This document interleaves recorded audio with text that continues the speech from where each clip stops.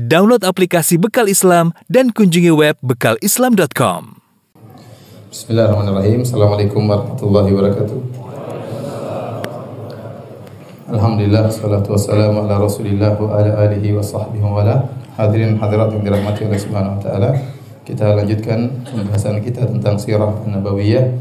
Di antaranya tentang dakwah Nabi sallallahu alaihi wasallam di Darul Arqam, yaitu rumahnya Al-Arqam bin Abil Arqam Al-Makhzumi radhiyallahu ta'ala anhu. Nabi SAW tetap, meskipun para sahabat diintimidasi, disiksa, sebagian dibunuh, namun Nabi SAW tetap berdakwah. Dan Nabi selain berdakwah secara terang-terangan, beliau juga membawa para sahabat berkumpul di suatu rumah yang dikenal dengan Darul Arqam. Dar artinya rumah, disebut dengan Darul Arqam karena rumah itu adalah milik Al-Arqam bin Abil Arqam Al-Makhzumi. Tatkala itu para sahabat di rumah Darul Arqam sekitar 60 orang. Dan rumah tersebut ya posisinya di Jabal Sofa. Di Jabal Sofa, dekat dengan Masjidil Haram, dekat dengan Ka'bah. Akan tapi pintu masuknya dari belakang, sehingga para sahabat kalau masuk dari belakang, orang-orang kafir Quraisy tidak melihat kedatangan mereka masuk dalam rumah tersebut. Ini strategi Nabi SAW karena Al-Arqam bin Abil Arqam ya masih sangat muda, usia beliau sekitar 16 tahun tatkala itu ya. Dan ini menjauhkan persangkaan orang-orang Quraisy. Mungkin orang-orang Quraisy menyangka kalau Muhammad SAW membuat markas, maka tentunya akan memilih rumah dari para pembesar-pembesar sahabat Nabi SAW, mungkin rumahnya Abu Bakar atau rumah yang lain. Tapi ternyata yang dijadikan markas oleh Nabi SAW adalah rumahnya Al-Arqam bin Abil Arqam. Padahal posisinya dekat Ka'bah, dan kita tahu orang-orang kafir Quraisy nongkrongnya di mana? Di Masjidil Haram ya. Tapi mereka tidak menduga sama sekali. Kemudian yang kedua, Al-Arqam bin Abil Arqam ternyata berasal dari kabilah Banu Makhzum, dan Banu Makhzum adalah kabilahnya Abu Jahal. Sudah kita sampaikan bahwasanya kabilah Banu Makhzum selalu bersaing dengan kabilah Banu Hashim, yaitu kabilahnya Rasulullah sallallahu alaihi wasallam. Dan Arqam bin Abil Arqam ini Islamnya tidak diketahui karena dia sembunyi-sembunyi. Ya, mereka menyangka dia masih termasuk dari orang-orang kafir Quraisy, apalagi berasal dari kabilahnya Abu Jahal. Ternyata dia sudah Islam dan bahkan rumahnya dijadikan markas oleh Nabi sallallahu alaihi wasallam. Dan Nabi akhirnya mendidik para sahabatnya dalam rumah tersebut bertahun-tahun ya, mengajarkan Islam kepada mereka. Hadirin dan hadirat yang dirahmati oleh Allah Subhanahu wa taala, akan tetapi sikap keras orang-orang kafir Quraisy semakin menjadi-jadi. Ya, para sahabat semakin disiksa, semakin ditindas. Akhirnya Nabi sallallahu alaihi wasallam mau tidak mau menyuruh para sahabat untuk berhijrah. Berhijrah yang pertama yaitu hijrah ke negeri Habasyah. Jadi hijrah di zaman Nabi terjadi 3 kali. Hijrah ke negeri Habasyah yang pertama, kemudian pada tahun 5 Hijriah, kemudian hijrah ke negeri Habasyah yang kedua, bukan 5 Hijriah, 5 kenabian. Kemudian hijrah ke negeri Habasyah yang kedua, yang ketiga hijrah ke kota Madinah pada tahun 13 kenabian. Jadi hijrah ada 3 kali. Hijrah pertama adalah ke negeri Al-Habasyah. Tatkala kaum muslimin ditindas, turunlah beberapa surat yang mengisyaratkan untuk mencari solusi dengan pergi ke tempat yang aman. Di antaranya turun surat Al-Kahfi di kota Mekah. Di saat kaum muslimin ditindas, turun surat Al-Kahfi yang bercerita tentang kisah para pemuda yang mereka dimusuhi oleh satu negeri, seluruhnya memusuhi mereka, dan akhirnya Allah menyuruh mereka untuk bersembunyi di goa. Fa'wu ilal kahfi yanshur lakum rabbukum min rahmatih. Kata Allah, pergilah kalian menuju goa, karena mereka tidak aman kalau di kota, bakalan dibunuh, bakalan disiksa. Maka para pemuda tersebut yang berjumlah 7 orang itu akhirnya pergi ke goa untuk menyelamatkan diri agar bisa tenang jauh dari gangguan kaum di negerinya. Kemudian juga turun suatu ayat dari surat Az-Zumar yang juga mengisyaratkan tentang adanya hijrah, yaitu firman Allah Subhanahu wa taala, lil ladzina ahsanu fi hadhihi dunya hasanah. Sungguhnya orang-orang yang berbuat kebaikan di dunia bagi mereka surga. Wa ardullahi wasi'ah. Dan sungguhnya bumi Allah itu luas. Ini isyarat bumi Allah itu luas. Kalau seorang ternyata tidak bisa beribadah kepada Allah di suatu negeri, maka hendaknya dia mencari negeri yang lain. Akhirnya Nabi SAW memerintahkan para sahabat yang sudah tidak kuat dan ingin berhijrah, silakan. Kata Nabi SAW, "Lau kharajtum ila ardil Habasyah." Seandainya kalian pergi meninggalkan kota Mekah menuju ke negeri Al-Habasyah, fa inna biha malikan la yuzlamu indahu ahadun. Sungguhnya di negeri Habasyah ada seorang raja, itu Raja An-Najasyi, yang namanya adalah Asmaha. Asmaha An-Najasyi. Jadi An-Najasyi itu adalah istilah raja bagi negeri Habasyah, seperti presiden, seperti Fir'aun adalah istilah raja bagi negeri Mesir, seperti Kaisar adalah istilah raja bagi Romawi, ya. Tetapi Najasyi ini namanya adalah Asmaha. Namanya Asmaha. Maka Nabi mengatakan, sungguhnya di negeri Habasyah ada seorang raja yang tidak seorang pun akan dizalimi di sisinya. Wahya ardu sidqin, dan itu adalah negeri yang baik. Hatta yaj'alallahu lakum farajan mimma antum fihi, sampai Allah memberikan solusi bagi kondisi kalian yang sulit ini. Akhirnya berangkatlah sebagian sahabat untuk pergi ke negeri Habasyah. Dan ini adalah perjalanan yang berat, ya. Mereka pergi ke negeri Ajam, bukan negeri yang berbahasa Arab, ya. Kemudian mereka pergi ke negeri yang sangat jauh, harus berlabuh melalui lautan. Kemudian mereka pergi ke negeri yang lebih miskin daripada kota Mekah, ya. Negeri yang asing, yang tidak biasa bagi mereka, namun semuanya demi beribadah kepada Allah Subhanahu wa taala. Akhirnya berangkatlah sebagian kaum muslimin menuju ke negeri Habasyah pada tahun 5 kenabian di bulan Rajab. Dan orang yang pertama kali pergi ke negeri Habasyah adalah Utsman bin Affan radhiyallahu taala anhu bersama istrinya Ruqayyah, putri Nabi sallallahu alaihi wasallam. Hadirin dan hadirat yang dirahmati Allah Subhanahu wa taala, bersama Utsman ada 10 lelaki yang lain. Jadi yang pergi ke negeri Habasyah ada 11 lelaki dan ada 4 wanita.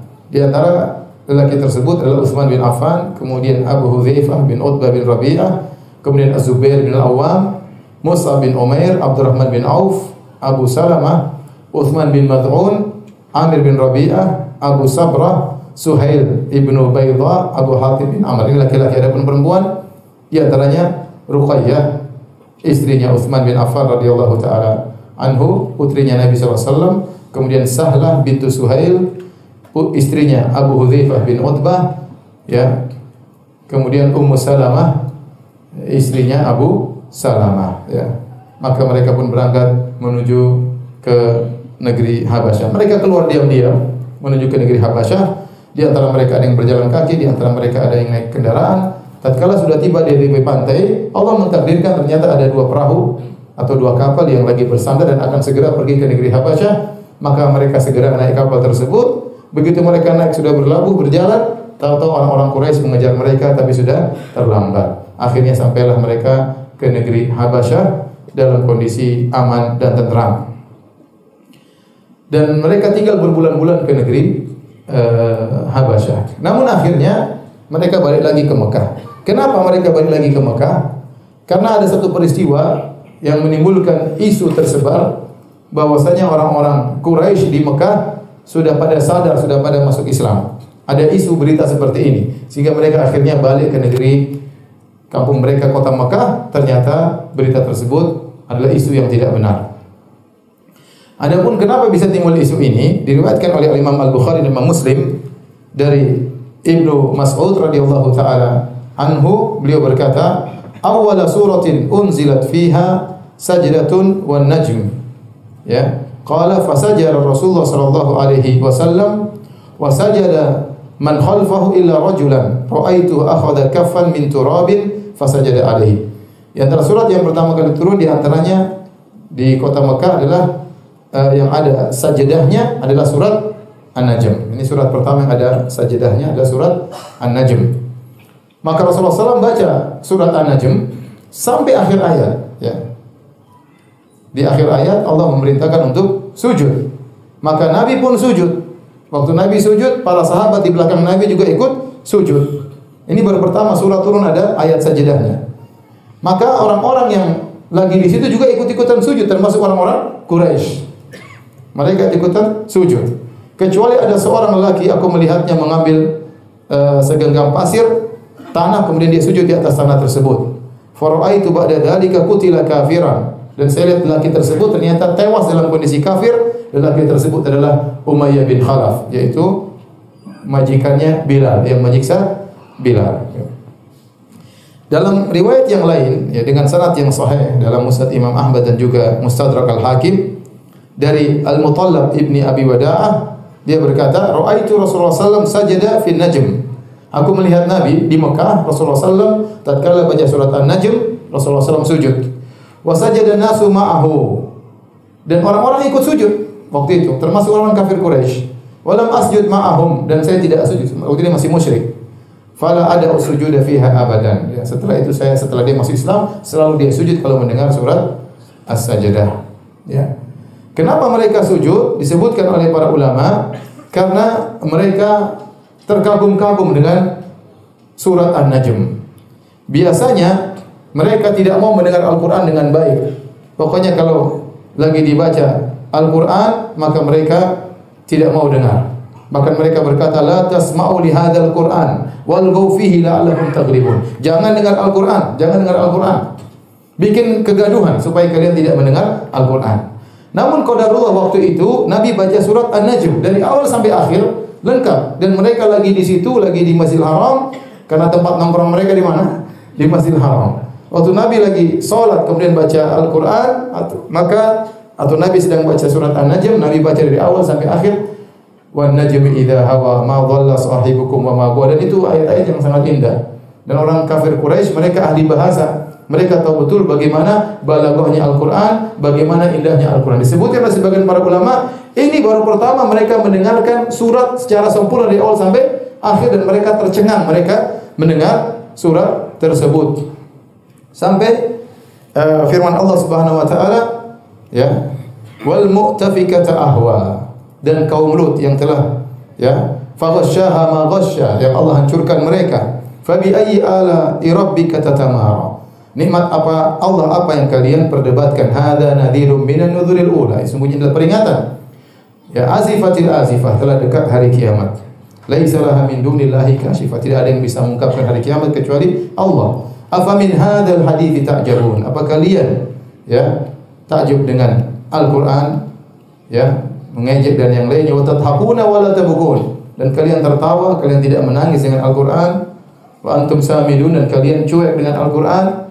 Fasjudu lillahi wa'budu, dan sujudlah kepada Allah dan beribadahlah kepada Allah. Akhir ayat langsung Nabi sujud. Mereka tercengang, ikut-ikutan apa? Sujud. Inilah kemudian isu tersebar, orang-orang Quraisy sujud, mereka terpukau dengan Al-Qur'an, tidak sadar mereka ikutan sujud bersama Nabi. Akhirnya isu ini tersebar sampai ke negeri Habasyah, bahwasanya Abu Jahal sudah sadar. Abu Jahal, ya, abu-abu yang lain sudah sadar. Ternyata mereka belum sadar, ya. Mereka hanya tercengang dan ikut-ikutan apa? Ikut-ikutan sujud. Akhirnya, ya, waktu mendengar isu bahwasanya orang-orang kafir Quraisy sudah sujud, karena itu kejadian heboh, ya. Abu Jahal dan kawan-kawannya ikut apa? Sujud. Maka sampailah kabar tersebut ke kaum muslimin yang ada di negeri Habasyah. Kemudian mereka berkata, asyairuna ahabbu ilaina. Kita lebih senang untuk kembali ke kerabat kita. Akhirnya mereka pun meninggalkan negeri Habasyah untuk balik ke kota Mekah, ya. Tatkala mereka sampai di kota Mekah, ternyata kondisi tidak berubah, bahkan lebih parah. Ternyata Abu Jahal masih belum berubah. Hadirin dan hadirat yang dirahmati oleh Allah Subhanahu wa taala. Orang-orang Quraisy sudah berusaha dengan berbagai macam model untuk menghalangi dakwah Nabi sallallahu alaihi wasallam. Dengan berbagai macam cara telah mereka lakukan, dengan penyiksaan fisik, dengan gangguan mental, dengan tuduhan yang tidak, dengan berbagai macam model, tetapi Nabi terus tegar dalam berdakwah. Akhirnya mereka punya ide lain, ya. Ya, mereka ingin mengajak berunding dengan Abu Talib, ya. Karena semua metode yang mereka gunakan tidak menghentikan dakwah Nabi sallallahu alaihi wasallam. Maka mereka di antara halangan terbesar mereka untuk menghalangi dakwah Nabi karena keberadaan paman Nabi Abu Talib. Abu Talib musyrik dan dia dihormati oleh orang-orang kafir Quraisy karena dia adalah Abu Talib bin Abdul Muttalib. Bapaknya Abdul Muttalib adalah penguasa kota Mekah dan Abu Talib termasuk paman Nabi yang tertua, ya. Maka dia sudah berusia, kemudian orang tua di kota Mekah sehingga mereka menghormati Abu Talib. Seandainya dia masuk Islam, maka tidak ada yang menghormati Abu Talib. Tapi Allah mentakdirkan dia dalam kondisi musyrik. Di antara penghalang mereka untuk menghalangi dakwah Nabi adalah adanya Abu Talib. Akhirnya mereka pun pergi, orang-orang Quraisy menuju Abu Talib. Kemudian mereka berkata, "Wahai Abu Talib, inna laka sinnan wa syarafan wa manzilatan fina." Engkau adalah orang tua di antara kami. Engkau orang yang mulia, engkau punya kedudukan di hati kami. Wa inna ibna akhika yu'dhina fi nadina wa fi majlisina. Dan ponakanmu, siapa? Muhammad sallallahu alaihi wasallam, mengganggu kami. Tempat perkumpulan kami diganggu, lagi kami nongkrong-nongkrong diganggu, ya. Karena mereka nongkrong datang Nabi, tinggalkanlah sembahan kepada berhala. Jadi mereka kemana-mana diganggu oleh Nabi sallallahu alaihi wasallam. Kemudian kata mereka, wa inna qad istanhaynaka min ibni akhika falam tanhahu anna. Kami sudah memintamu untuk melarang ponakanmu untuk berdakwah, tetapi kau tidak melarangnya. Wa inna wallahi la nasbiru ala hadha min syatmi abaina. Wahai Abu Talib, kami tidak bakalan sabar ponakanmu mencaci maki nenek moyang kami.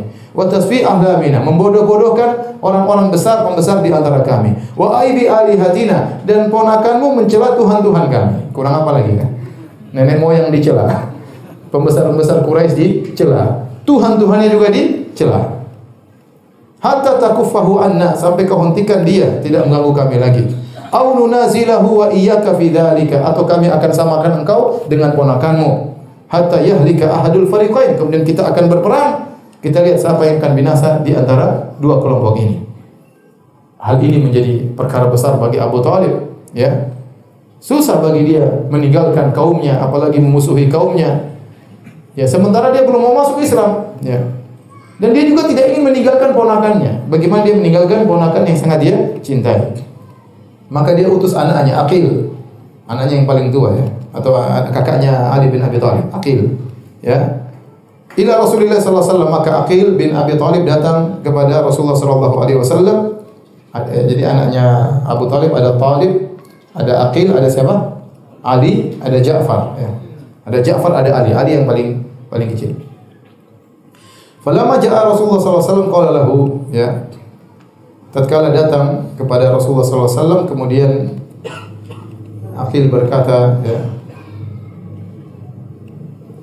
atau Abu Talib berkata, "Ya bena akhi, inna qaumaka qad ja'uni." Kata Abu Talib kepada Nabi, "Wahai ponakanku, sesungguhnya kaummu orang-orang Quraisy telah datang kepadaku. Faza'amu annaka tu'dhihim fi nadihim wa fi majlisihim." Dan mereka mengatakan engkau telah mengganggu mereka di tempat nongkrong mereka, tempat kumpul-kumpul mereka. Fantahi an dzalik, hendaknya engkau berhenti dari sikapmu tersebut. Ya. Wa abqi alayya wa ala nafsika wa la tuhammilni min al-amri ma la uti'. Biarkanlah aku tetap, ya, dalam kondisiku, ya. Artinya tak dihormati orang kafir Quraisy. Dan jangan kau bebankan aku dengan perkara yang aku tidak mampu. Ya. Ya, kalau kau ganggu mereka terus, mereka akan, ya, menyudutkan aku terus dan aku tidak mampu. Fahallaqa Rasulullah sallallahu alaihi wasallam bi basarihi ila sama, maka Nabi pun memandang ke arah langit. Kemudian Nabi berkata, "Tarawna hadhihi syams?" Nabi berkata kepada Abu Talib dan orang-orang Quraisy yang ada. Kata Nabi, "Tarawna hadhihi syams?" Kalian lihat matahari ini? Qalu na'am. Kata mereka, iya. Maka Rasulullah SAW berkata, "Ma ana bi aqdara ala an ad'a dzalika minkum ala an tush'ilu minha syu'latan." Kalian tahu ini apa namanya, matahari. Kalian bisa enggak ambil api dari matahari? Itu kalian tidak mampu. Saya lebih tidak mampu lagi meninggalkan dakwah ini daripada ketidakmampuan kalian mengambil api dari matahari. Ya, artinya mustahil saya meninggalkan apa? Dakwah. Kalian mustahil mengambil api dari, nyalain api pakai matahari kan mustahil. Ya, saya lebih mustahil lagi untuk meninggalkan dakwah ini. Tatkala itu Abu Talib berkata, "Wallahi ma kadzaba ibnu akhi qat farji'u." Kata Abu Talib, "Demi Allah, ponakanku tidak pernah berdosa sama sekali. Pulanglah kalian wahai orang-orang Quraisy. Kemudian Abu Thalib mengucapkan bait-bait syairnya yang masyhur. Beliau berkata, "Wallahi la yasilu ilaika bi jam'ihim hatta uwassada fit turabi dafina." Demi Allah, mereka orang-orang Quraisy tidak akan bisa mengganggu engkau wahai Muhammad meskipun mereka berkumpul dan bersatu padu sampai aku dikuburkan dalam kuburan. Famdi li amrika ma 'alaika ghadabatan abshir wa qarra bidzaka minka uyuna. Teruskanlah dakwahmu, ya, kau tidak perlu merasa rendah dan bergembiralah, engkau akan senang dengan melihat pertolonganku. Wa da'autani wa alimtu annaka nasihi. Engkau telah mendakwahi aku dan aku tahu engkau benar-benar memberi nasihat kepadaku. Falaqad sadaqta wa kunta qidama amina. Sungguh kau telah benar dan kau sejak dulu dikenal sebagai orang yang amin, yang terpercaya. Wa aradta dinan qad alimtu bi annahu. Engkau telah menawarkan kepada aku suatu agama yang aku tahu min khairi adyanil bariyati din. Aku tahu agamamu adalah agama manusia yang terbaik di antara agama-agama yang ada. Laulal malamatu au hadani subbatan lawajadtani samhan bidzaka amina. Kalau bukan karena aku takut dicela, dicerca oleh kaumku, kau akan dapati aku akan beriman dengan agamamu. Tapi karena dia takut cercaan, Abu Thalib tidak mau beriman kepada Nabi sallallahu alaihi wasallam. Gagal perundingan yang diinginkan oleh orang-orang Quraisy. Aduh, Abu Thalib tidak mau mengalah. Tetap bertahan, nekat mati demi membela Muhammad ponakannya sallallahu alaihi wasallam. Rasulullah SAW terus melanjutkan dakwahnya. Dan Abu Thalib tidak mau meninggalkan ponakannya. Akhirnya orang-orang Quraisy tidak habis pikir, mereka punya ide kedua. Ini Abu Thalib sangat sayang pada ponakannya. Coba kita ganti orang lain supaya ganti ponakannya. Akhirnya mereka membawa seorang namanya Umarah ibn al-Walid ibn al-Mughirah, anaknya Al-Walid ibn al-Mughirah. Faqalu, mereka bawa anak muda ini. Kata mereka, "Ya Abu Thalib, qad ji'naka bi fata Quraisyin jamalan wa nasaban wa nahadatan wa syi'ran." Wahai Abu Thalib, ini anak muda namanya Umarah. Dia adalah orang yang paling gagah, ya. Paling nasabnya tinggi, kemudian orangnya kuat dan dia pandai syair. Maka fakhudhu falaka nasruhu aqluhu mirathuhu. Ambillah orang anak ini, wattakhidhu waladan fahuwalak. Ambillah anak ini dan jadikanlah ini sebagai anakmu. Wa aslim ilaina ibn akhi, dan serahkan Muhammad kepada kami. Tukeran, ya. Jadi kata mereka, ini buat kamu, Muhammad serahkan kepada kami. Alladzi qad khalafa dinak, itu ponakanmu telah menyelisih agamamu. Wa dina abaik, dan telah menyelisih agama nenek moyangmu. Wa farraqa jama'ata qaumik, telah memecah belah, ya, kaum kita. Wasaffa ahlamana, ya, dan dia telah bodoh-bodohi pembesar-pembesar kita. Fanaqtulahu, lalu kami akan bunuh dia, ini gantinya. Ya. Kemudian apa kata Abu Thalib? Wallahi ma ansaftumuni, kalian tidak adil kepadaku. Atu'tunani ibnakum akfuluhu lakum wa utikum ibni taqtulunahu. Apa kalian mau berikan anak kalian supaya saya pelihara, kemudian anak saya berikan kalian bunuh? Ini apa ini? Kata Abu Thalib, ini apa ini? Tasumunani saumal ariri dzalil, hadza wallahi la yakunu abada. Ini penawaran yang menghinakan. Bagaimana kalian serahkan anak kalian untuk saya pelihara, anak saya serahkan untuk kalian bunuh? Ini penukaran yang enggak beres. Demi Allah ini tidak akan terjadi. Hadirin hadirat yang dirahmati Allah Subhanahu wa taala, ya. Demikianlah Abu Thalib bersikeras untuk membela Rasulullah sallallahu alaihi wasallam dan dia tidak akan meninggalkan Rasulullah sallallahu alaihi wasallam.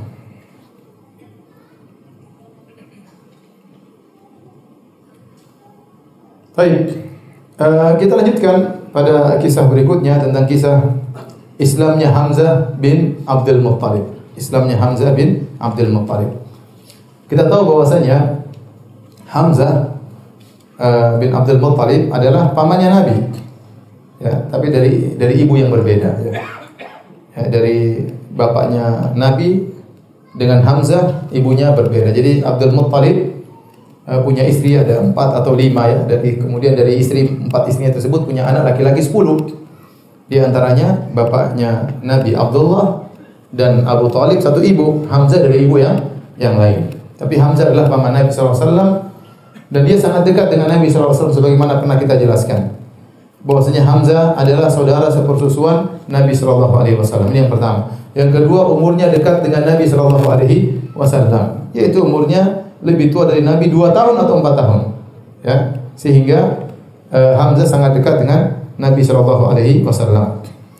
Dalam kondisi penindasan terhadap kaum muslimin, penghinaan terhadap Nabi SAW, bagaimanapun Bani Hashim, yaitu Abu Talib dan Bani Hashim, suku Nabi SAW, tetap saja ada fanatik kesukuan yang mereka dengan fanatik kesukuan tersebut masih saja membela Nabi SAW.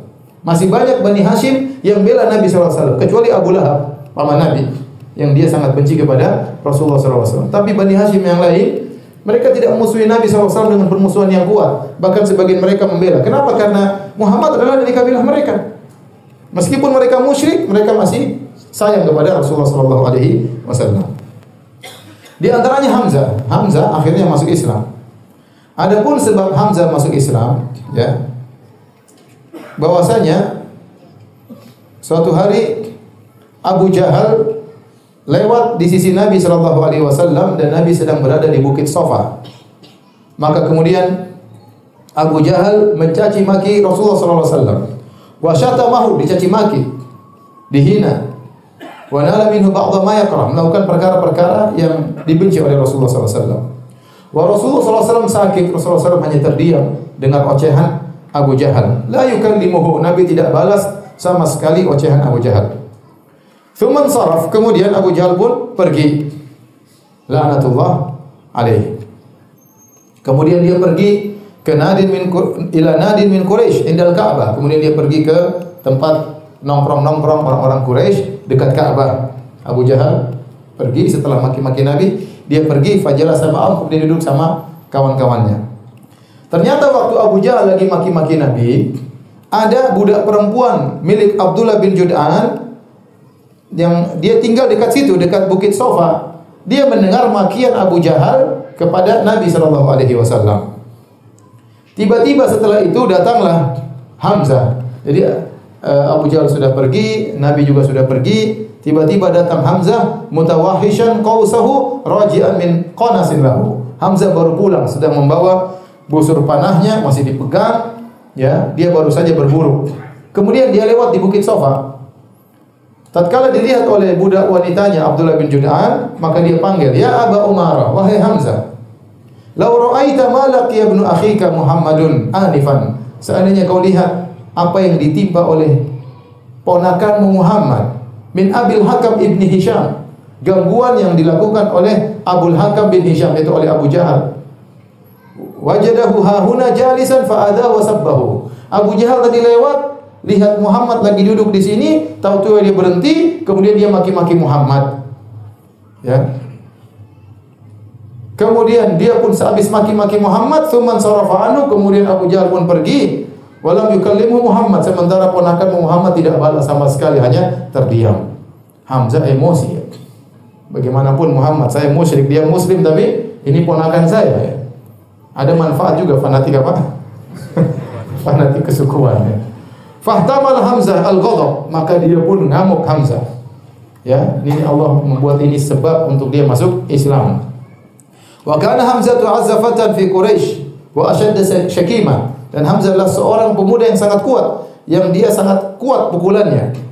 Fantalaka yas'a musammiman annahu idza laqiya Abu Jahlin batasha bihi. Kemudian dia berjalan menuju Abu Jahal. Dia sudah bertekad kalau ketemu Abu Jahal saya labrak. Falamma dakhala al-masjid, tatkala dia masuk masjid, nadhara ilaihi jalisan fil qaum. Dia lihat Abu Jahal lagi nongkrong duduk. Abu Jahal bos, dikelilingi oleh apa? Anak buahnya. Fa aqbala nahwahu. Maka kemudian Hamzah menuju kepada Abu Jahal. Hatta idza qama ala ra'si rafa'al qaus. Terus dia masuk ke tengah-tengah majelis, langsung di depan Abu Jahal, kemudian dia angkat busurnya, fa darabahu bi kulli, pukul, puang, pukul kepala Abu Jahal. Fashajjahu syajjatan munkaratan. Terluka kepala Abu Jahal. Yang pukul Hamzah pakai busur. Untung busurnya dari kayu, bukan dari apa, besi. Tsumma qala lahu, kemudian Hamzah berkata kepada Abu Jahal, "Atashtumu ibna akhi wa ana ala dinihi aqulu ma yaqul." Hamzah emosi aja. Berani benar kau maki-maki ponakanku. Saya juga agamanya sama dengan ponakanku. Padahal dia belum masuk Islam. Cuma dia karena jengkel, dia bilang, kau berani-berani maki ponakanku sementara saya agamanya sama dengan ponakan saya. Aku berkeyakinan apa yang dia yakini, aku katakan apa yang dia katakan. Kemudian kata Hamzah, farudda alayya dzalika in istata'ta. Kalau kau bisa balas saya. Ditantang sama siapa? Hamzah. Kalau kau bisa lawan saya. Faqama rijalun Bani Makhzum ila Hamzah. Kemudian anak buahnya Abu Jahal dari Bani Makhzum berdiri ingin menyerang Hamzah. Liyansuru Abu Jahal, mereka ingin menolong Abu Jahal. Faqala lahum Abu Jahal berkata, "Da'u Aba Umarah." Biarin Hamzah. Abu Umarah biarkan dia. Fa inni wallahi qad sababtu ibn akhihi sabban qabihan. Sungguh demi Allah saya tadi telah mencaci maki ponakannya dengan makian yang buruk. Artinya kata Abu Jahal, biarlah. Saya tadi salah memang sudah maki-maki ponakannya. Udah biarin aja. Kemudian ada Hamzah ila bait. Hamzah pun pulang ke rumahnya. Dia bingung. Dia ini belum masuk Islam. Tapi dia sudah mengatakan Islam di hadapan siapa? Abu Jahal. Di hadapan kaumnya. Dia bingung. Datanglah waswas syaitan. Bagaimana ya? Syaitan bilang, "Kenapa kau tinggalkan agama kaummu? Kenapa kau ikuti ponakanmu yang keluar dari tradisi nenek moyangmu? Lebih baik kau mati daripada apa yang kau lakukan tadi." Dia bingung. Kemudian dia berdoa, "Allahumma in kana rusydan faj'al tasdiqahu fi qalbi wa illa faj'al mimma waqatu fi makhrajan." Dia berdoa, "Ya Allah, kalau benar bahwasanya beriman kepada Muhammad adalah petunjuk, jadikanlah hatiku membenarkan ponakanku. Tapi kalau ternyata tidak benar, carilah solusi buatku ya Allah." Tidak ada solusi, maaf Pak. Sudah maki-maki Abu Jahal, yang dimaki-maki kepala geng, terus repot dia. Memasuk agamanya Muhammad masih ragu. Serba salah dia tadi cuma fanatik apa? Fanatis golongan, marah sesaat, akhirnya dia mengucapkan apa yang tidak dia yakini. Kemudian dia pun malam itu bingung, ya. Was-was syaitan bergeliat di hatinya. Akhirnya besoknya dia pun pergi kepada Nabi sallallahu alaihi wasallam. Kemudian dia berkata, "Ya bani akhi, inni qawaqtu fi amrin la a'riful makhraja minhu." Wahai ponakanku, sungguhnya aku terjerumus dalam suatu perkara yang aku tidak tahu solusinya. Wa iqamatu mithli ala ma la adri arusdun huwa am ghayyun syadidun. Saya tidak tahu apa yang terjadi pada diriku. Apakah aku mendapatkan petunjuk atau aku dalam kesesatan yang parah. Maka Nabi pun berbicara dengan Hamzah. Kemudian dia menyampaikan nasihat yang menerangi hati Hamzah, menenangkan hatinya, menghilangkan segala was-was dan keraguan. Maka dia pun ingatkan, dia beri wejangan, memberi peringatan. Akhirnya Allah Subhanahu wa taala masukkan iman dalam hati Hamzah. Hamzah pun berkata, "Asyhadu innaka la shadiq." Sungguh aku percaya, aku bersaksi bahwasanya engkau di atas kebenaran. Maka Rasulullah SAW pun gembira dengan masuk Islamnya pamannya yaitu Hamzah dengan gembiraan yang sangat luar biasa. Dan akhirnya orang-orang Quraisy tahu kalau Hamzah sudah masuk Islam, berarti Hamzah akan bela Rasulullah SAW. Tambah repot ya. Pembela Nabi bertambah dan Hamzah bukan pemuda biasa, pemuda yang sangat jago. Nanti kalau kita lihat bagaimana dia berperang, tidak ada yang bisa mengalahkan Hamzah. Bahkan diriwayatkan Hamzah kalau berperang, dia dengan dua tangannya memegang apa? Pedang. Kebanyakan orang satu tangan megang perisai, satu tangan pedang. Hamzah dengan pedang dua-duanya, dan dia hebat dalam berperang. Tidak ada yang bisa menghadapi Hamzah dalam peperangan. Akhirnya dia meninggal karena tombak yang dilepaskan oleh Wahsy dari kejauhan. Baik, hadirin dan hadirat yang rahmati Allah Subhanahu wa taala, kisah berikutnya adalah kisah berimannya atau Islamnya Umar bin Khattab radhiyallahu taala anhu. Ya, kita tahu bahwa Umar bin Khattab termasuk orang yang keras terhadap kaum muslimin, ya, memusuhi dakwah Nabi sallallahu alaihi wasallam. Ya. Bahkan kaum muslimin tatkala sering mendapati gangguan dari Umar bin Khattab, mereka kayaknya mustahil Umar masuk Islam. Saking kerasnya Umar bin Khattab kepada kaum muslimin. Akan tapi Nabi sallallahu alaihi wasallam tidak putus asa. Al-Imam Ahmad meriwayatkan dalam Musnadnya dan juga Ibnu Hibban dalam Sahihnya dengan sanad yang hasan dari Ibnu Umar. Maka Ibnu Umar berkata, bapakku Umar bin Khattab pernah berdoa. Apa namanya? bukan, dia berkata, kata Ibnu Umar, Rasulullah SAW pernah berdoa, Allahumma a'izzal Islam bi ahabbi hadaini rajulaini ilaik, bi Abi Jahal bin Hisham atau Umar bin Khattab. Ini dua-duanya ini penjahat. Abu Jahal penjahat, Umar juga apa? Penjahat. Dua-duanya memusuhi dakwah. Tetapi Nabi berdoa, ya Allah, ya, kuatkanlah Islam dengan salah satu dari dua orang ini. Kalau enggak Umar, ya Abu Jahal. Biarkanlah salah satu masuk Islam. Enggak usah dua-duanya, satu aja cukup. Karena dua-duanya punya pengaruh besar. Siapa yang paling kau cintai di antara keduanya, ya Allah, masukkanlah ke dalam Islam. Ternyata Allah lebih mencintai siapa? Umar bin Khattab. Ya. Dalam riwayat yang lain, ya, disebutkan bahwasanya Nabi SAW kalau melihat Umar atau melihat Abu Jahal, maka Rasulullah berdoa, Allahumma shdud dinaka bi ahabbihima ilaik. Ya Allah, kokohkanlah agamamu dengan salah satu di antara dua orang ini. Kemudian Nabi lebih condong agar Umar yang masuk Islam. Mungkin karena Abu Jahal terlalu brengsek, Umar masih mending. Maka Rasulullah SAW berdoa, Allahumma izzal Islam bi Umar bin Khattab khassa. Kata Nabi, ya Allah, ya, kuatkanlah Islam, kokohkanlah Islam khusus dengan Umar. Umar saja, Abu Jahal tidak usah. Akhirnya Umar pun masuk Islam. Telah kita sebutkan bahwasanya, ya, Umar bin Khattab radhiyallahu anhu adalah orang yang sangat keras terhadap Islam, mengganggu dakwah, mengganggu kaum muslimin. Namun Allah menghendaki dia masuk Islam. Masuk Islam kenapa? Karena dia melihat situasi yang buruk bagi orang Islam yang harus pergi meninggalkan kota Mekah, susah, disiksa. Dia masih punya perasaan. Ya. Al-Imam Ahmad meriwayatkan dengan sanad yang hasan dan juga Al-Hakim, ya, dari Ummi Abdullah Laila binti Abi Hathamah radhiyallahu anha, zauji sahabil jalil Amir bin Rabi'ah. Jadi kisah Amir bin Rabi'ah dan istrinya Ummu Abdullah Laila binti Abi Hathamah yang keduanya hendak berhijrah ke negeri Habasyah. Istrinya berkata, "Inna lanartahilu ila ardil Habasyah." Suatu hari kami, saya dan suamiku ingin berangkat menuju negeri Habasyah, mau hijrah. Waqad dhahaba Amir fi ba'dhi hajatina, tapi suamiku Amir bin Rabi'ah sedang lagi pergi, lagi ada keperluan. Saya sudah siap-siap, siapkan onta dan segalanya. Id aqbala Umar bin Khattab. Tiba-tiba datang Umar bin Khattab radhiyallahu anhu, masih musyrik. Hatta waqafa alayya, kemudian Umar berdiri di depanku.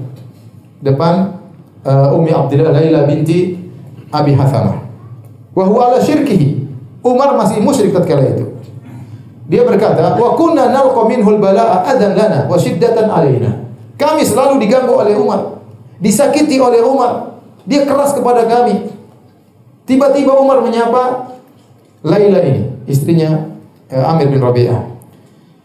Kata Umar, "Innahul intilaqu ya Umma Abdullah." Apakah harus pergi wahai Umma Abdullah? Kalian akan pergi? Kata Laila, "Na'am." Dalam hati mungkin sudah tahu nanya, gara-gara ente saya harus pergi. Nanya-nanya lagi. Tapi dia tidak begitu, ya. Kata Laila, "Na'am, iya, saya akan pergi. Wallahi lanakhrujanna fi ardillah." Demi Allah kami akan keluar menuju bumi Allah. Adaitumuna, gara-gara kalian yang telah mengganggu kami, telah menyiksa kami. Wa qahartumuna, kalian telah memaksa kami. Kami akan pergi ke negeri Allah. Hatta yaj'alallahu lana makhraja. Sampai Allah berikan solusi bagi kami. Mereka ingin berhijrah ke negeri Habasyah. Tiba-tiba Umar yang masih musyrik berkata, "Sahibakumullah, semoga kalian ditemani oleh Allah." Aneh. Ya, tahu-tahu mereka ingin pergi, Umar doain, semoga kalian ditemani oleh siapa? Allah Subhanahu wa taala. Qalat Ummu Abdullah, Laila Ummu Abdullah komentar, "Wa ra'aitu lahu riqqatan lam akun araha." Saya tiba-tiba melihat kelembutan Umar yang saya tidak pernah lihat sebelumnya. Selalu kasar, selalu garang, selalu ganas. Kali ini tiba-tiba kok lembut. Tsumman sarafa, tiba-tiba Umar pergi. Wa qad ahzanahu fima ra'a khurujuna. Ya. Ternyata kami harus meninggalkan kota Makkah itu membuat dia sedih. Nampak wajahnya sedih Umar dan ini tidak biasa. Faja'a Amir zaujuha, kemudian tidak lama kemudian datang suaminya Amir bin Rabi'ah. Faqultu lahu, istrinya berkata, "Ya Aba Abdullah, wahai suamiku, lau ra'aita Umar anifan wa riqqatahu wa husnahu alaina." Seandainya tadi kau ada, kau lihat Umar tadi, kasihan sama kita. Dia lembut, tidak seperti biasanya. Dipujilah Umar. Kata suaminya, "Atau mi'ti fi islami, wahai istriku, kau ingin Umar masuk Islam?" Kata istrinya, "Iya." Kata suaminya, "La yuslimul ladzi ra'aiti hatta yuslima Umarul Khattab." Itu orang tadi yang kau lihat, si Umar tidak bakalan masuk Islam sampai himarnya masuk Islam. Kata siapa? Kata suaminya. Karena mereka tahu Umar sangat kasar, sangat garang. Orang begini bagaimana masuk Islam? Dia tidak akan masuk Islam sampai himarnya masuk Islam. Kata istrinya, "Qala Amirun dzalika ya'san lima kana yara min ghilzatihi wa qaswati ala Islam." Suamiku ngomong demikian karena suamiku putus asa karena melihat bagaimana kasarnya Umar dan kerasnya Umar terhadap kaum muslimin. Inilah ya yang menyebabkan Umar akhirnya masuk Islam ya. Di antara sebabnya karena dia melihat sebagian kaum muslimin akhirnya terpaksa keluar meninggalkan kota Mekah karena diintimidasi dan siksa oleh orang-orang kafir Quraisy. Ya, adapun kisah bahwasanya Umar akhirnya bertemu dengan adik perempuannya kemudian dia pukul, ini semua kisah yang dhaif. Yang sering diceritakan kisahnya apa? Dhaif, maka tidak bisa dijadikan hujjah ya. Hadirin dan hadirat yang dirahmati Allah Subhanahu wa taala,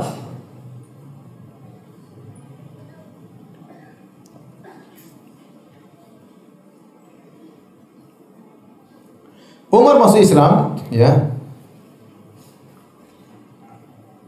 Ada perbedaan pendapat di kalangan para ulama kapan Umar masuk Islam. Ada yang mengatakan tahun ke-6 kenabian, ada yang mengatakan tahun yang lain ya.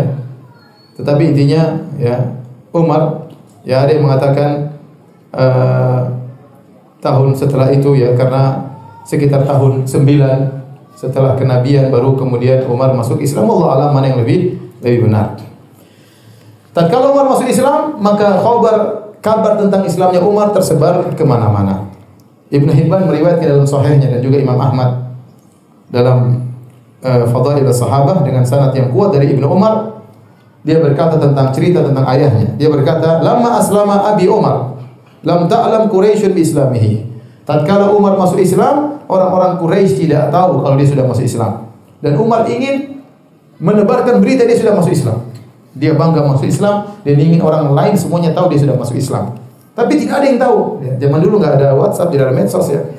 Kalau tinggal tulis medsos saya masuk Islam, semua orang tahu. Abu Jahal bacut udah masuk Islam, ganti status. Tapi dulu tidak ada medsos. Maka Umar bingung gimana caranya supaya orang tahu semua dia masuk Islam. Maka Umar berkata, "Ayu Quraisyin anqalu lil hadis." Orang Quraisy mana yang paling tukang sebar berita? Mana sih orang Quraisy yang paling ember mulutnya? Mana siapa? Qila lahu Jamil bin Ma'mar al-Jumahi. Dikatakan kepada Umar ada orang yang paling suka nukil berita, namanya Jamil bin Ma'mar al-Jumahi. Umar sengaja ketemu orang ini karena kalau sampai berita kepada dia bakalan apa? Tersebar. Faqada alaihi, Umar pun berangkat menuju orang ini, Jamil bin Ma'mar al-Jumahi. Kata Ibnu Umar, putranya Umar, faqadautu atba'u atharahu. Saya pun ikut bapakku kemana dia pergi. Anzuru madza yaf'al. Aku ingin lihat apa yang dia lakukan. Wa ana gulam, dan aku masih kecil. Aqilu kullama ra'ait, dan aku bisa tahu apa yang aku lihat. Fa atahu, kemudian Umar pun datang kepada laki-laki ini.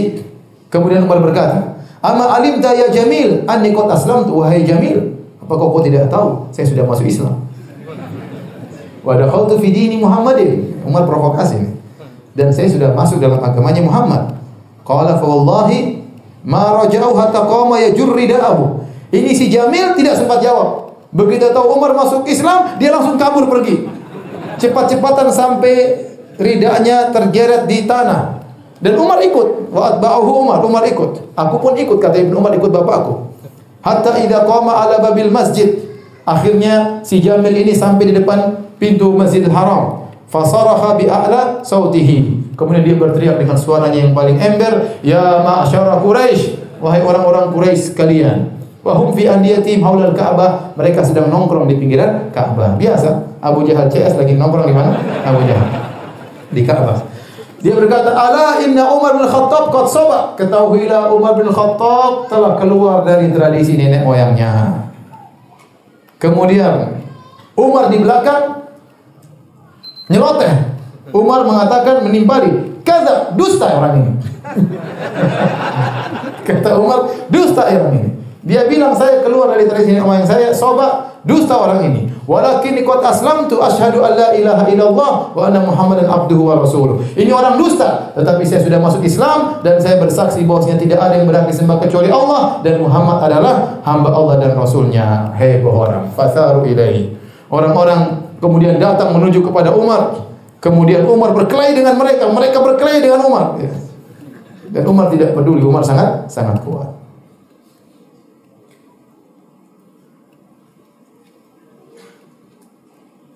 Tatkala mereka sedang ribut-ribut, tiba-tiba ada seorang yang sudah tua datang. Dia memakai kain hullah, ya, dua pasang kain ya.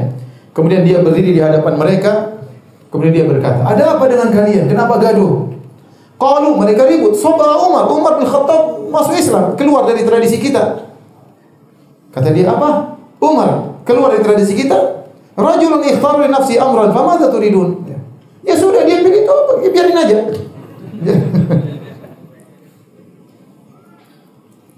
Khallu 'anil rajul, biarin dia. Fataraku, akhirnya mereka pun meninggalkan Umar. Kemudian Ibnu Umar berkata di kemudian hari, ya, setelah mereka berhijrah ke kota Madinah, Ibnu Umar bertanya, "Ya abati, wahai ayahku, manir rajul alladhi zajara al-qaum anka bi Makkah yawma aslamta?" Siapa sih orang yang membentak orang-orang Quraisy tatkala kau masuk Islam, sementara mereka wahum yuqatiluna, mereka sedang memukulimu? Kata Umar, "Dzaka Al-As bin Wa'il As-Sahmi." Orang tersebut namanya Al-As bin Wa'il As-Sahmi, itu bapaknya Amr bin Al-As, bapaknya Amr bin Al-As radhiyallahu taala anhu. Maka setelah Umar masuk Islam, maka kuatlah kaum muslimin. Mereka pun berani untuk sholat di Ka'bah. Mereka berani untuk tawaf di Ka'bah. Sebelumnya mereka tidak berani tawaf di Ka'bah. Paling Nabi SAW. Adapun yang lainnya enggak berani. Ibadah di rumah, sembunyi-sembunyi. Tidak ada yang berani pergi Ka'bah kemudian tawaf. Waktu Umar sudah masuk Islam, mereka berani. Kenapa? Ada Umar yang jaga. Siapa yang melarang berkelahi dengan Umar? Al-Imam Al-Bukhari meriwayatkan dalam sahih dari Ibnu Mas'ud. Ibnu Mas'ud radhiyallahu anhu berkata, "Ma zilna a'izzatan mundu aslama Umar bin Khattab." Kami terus dalam kondisi jaya semenjak Umar masuk Islam. Kemudian Ibnu Mas'ud juga berkata dalam riwayat yang lain, "Kana Islamu Umar fathan wa hijratuhu nasran." Sungguhnya Islamnya Umar merupakan kemenangan. Wa hijrahnya Umar merupakan pertolongan. Wa imaratuhu rahmah, dan pemerintahan Umar, kekuasaan Umar adalah rahmat. Wallahi mastata'na an nusalli haulal bait zahirina hatta aslama Umar. Demi Allah, kami dahulu tidak bisa sholat di sekitar Ka'bah sampai terang-terangan sampai Umar masuk Islam. Demikian para hadirin dan hadirat Allah Subhanahu wa taala. Insyaallah kita lanjutkan pada kesempatan berikutnya. Nanti pada Isya kalau ada yang bertanya, saya persilakan. Wallahu taala alam bisawab.